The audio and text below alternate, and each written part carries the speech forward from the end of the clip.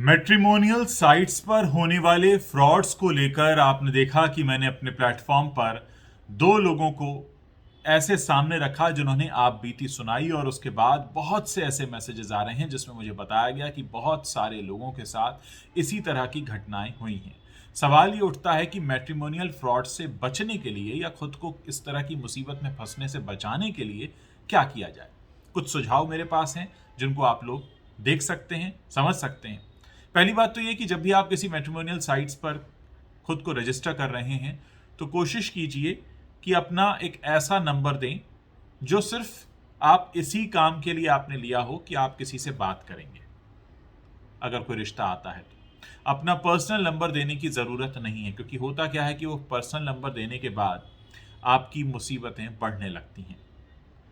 दूसरा एक कदम आप ये उठा सकते हैं कि जब भी आप कोई वीडियो चैट करें अपने संभावित जीवन साथी के साथ तो उनको ये कहिए कि आप अपने परिवार के 2 सदस्यों को लेकर आइए और मैं भी आती हूँ या आता हूँ और उनका भी एक कॉन्वर्सेशन करवाइए।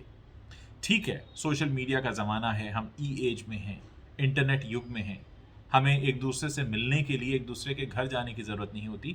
हम एक खिड़की के सहारे यानी मोबाइल की खिड़की के सहारे एक दूसरे को देख सकते हैं। लेकिन साथ में अगर घर के 2-3 लोग भी 1-2 मुलाकातों में साथ आएँ तो ये बहुत बेहतर होगा इस बात को समझने के लिए कि हाँ, जो सामने वाला व्यक्ति है वो वाकई जेन्युइन है। और ऐसा आप शुरुआत की मुलाकातों में ही करें। साथ ही आप उनकी जो सोशल मीडिया हैंडल्स हैं, चाहे वो फेसबुक अकाउंट है या इंस्टाग्राम है, आप उसको पहले चेक करें, जाकर देखें कि वहाँ पर जो पिक्चर्स पोस्ट किए गए हैं वो रियल हैं नहीं हैं। ऐसी तमाम बातें बहुत ज़रूरी होती हैं। और शुरुआत की मुलाकातें आप उनके फैमिली मेंबर्स के सामने करें या मुलाकात का थोड़ा हिस्सा उनके फैमिली मेंबर्स के साथ में हो वीडियो कॉलिंग के जरिए। और इस तरह का काम वही व्यक्ति कर सकता है जो वाकई जेन्युइन होगा, सीरियस होगा।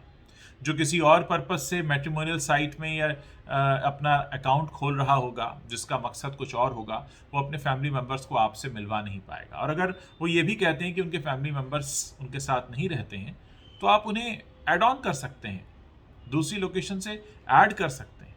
लेकिन वहाँ पर आपको वो जेन्युइनिटी चेक करनी होगी। साथ ही उनके फेसबुक प्रोफाइल पर जाइए, देखिए, इंस्टाग्राम पर जाइए, देखिए, उन्हें बताइए कि हम देखना चाहते हैं। और उन्हें शुरुआत ही इस बात से आप कर सकते हैं कि आजकल बहुत से फ्रॉड्स हो रहे हैं और इसीलिए मैट्रिमोनियल साइट्स पर से लोगों का भरोसा उठ रहा है। मुझे भी इस बात पर शक है, इसलिए मैं ये क्रॉस चेक करना चाहता या चाहती हूँ। तो अगर इस तरह के आप कदम उठाएंगे जिसमें आप सामने से बताएंगे कि आप ऐसा कर रहे हैं इसलिए क्योंकि आप पूरी तरह से यकीन नहीं करते हैं, तो आपके चोट खाने की संभावना कम होगी। रही बात गिफ्ट भेजने और गिफ्ट रिसीव करने की, तो वो भी आप पहली मुलाकात में बता दीजिए कि कोई ऐसा गिफ्ट ना भेजिए, ना मुझे रिसीव करना है, क्योंकि आजकल ऐसे फ्रॉड्स भी चल रहे हैं। जब आप इस तरह के फ्रॉड्स की खुलकर बात करेंगे तो सामने वाले व्यक्ति को समझ में आ जाएगा कि आप अलर्ट हैं, अवेयर हैं, आप सजग हैं और आपके दिमाग में ऐसे कई प्रश्न हैं जिसका उन्हें जवाब ढूंढ कर देना होगा। तो ये वो तरीका होता है। ऐसे में अगर आप किसी गलत व्यक्ति के संपर्क में आ भी रहे होंगे तो वो खुद ही दूर चला जाएगा, क्योंकि उसे पता होगा कि ये पहले से अलर्ट है। और जो जेन्युइन होगा वो अपनी जेन्युइनिटी आपको दिखाएगा।